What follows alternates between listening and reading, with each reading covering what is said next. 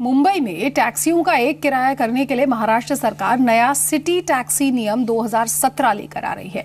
अगर ये सर्कुलर पास होता है तो इस नियम के तहत जैसे ओला और ऐप बेस्ड जो कैब्स हैं ओला और उबर, उन्हें अब लाइसेंस एग्रीगेटर के तौर पर रजिस्टर कराना होगा और इसके साथ ही यात्री किराया भी रेगुलेट किया जाएगा।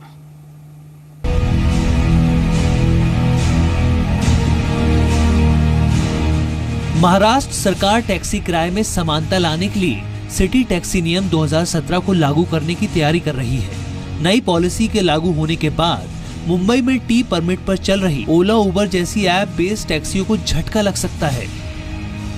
नए नियमों के तहत कैब एग्रीगेटर को जिस शहर में टैक्सी चलानी है वहां से परमिट लेना जरूरी होगा।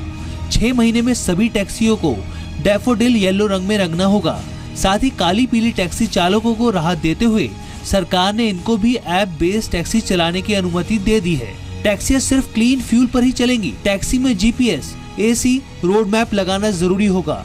यात्री को पेमेंट रिसिप्ट देनी भी जरूरी होगी।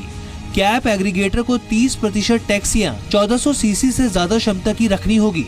1400 सीसी तक की टैक्सियों के लिए 25,000 रूपए परमिट फीस लगेगी। वहीं बड़ी टैक्सियों को 2,61,000 रूपए परमिट फीस चुकानी होगी।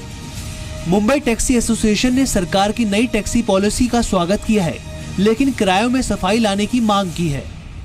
इसको वेलकम करते हैं। इसको जो सही स्कीम है, ये स्कीम के अंदर जो आज होना चाहिए था, क्योंकि बहुत देरी से आ गया। 2-2.5 साल का बाद में ये अमल में घोषित किए हो।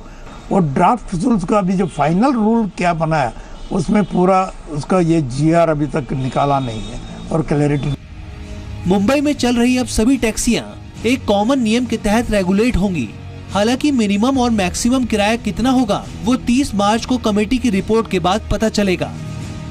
तो मेरे ख्याल से जो ये स्कीम आई है, ये काफ़ी विचार विमर्श के बाद स्कीम आई है।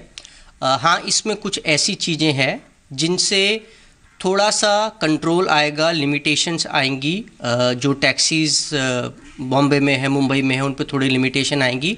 बट ओवरऑल मेरे ख्याल से इंडस्ट्री के लिए, कंज्यूमर के लिए और ड्राइवर्स के लिए ये तीनों चीज़ें काफ़ी फ़ायदेमंद रहेंगी। मुंबई में अब तक डिमांड और सप्लाई की तर्ज पर ओला और उबर जैसी कंपनियां यात्री किराया वसूल रही थी, लेकिन नए नियम के तहत परमिट फीस, किराया, कैब अपग्रेडेशन को लेकर विवाद हो सकता है।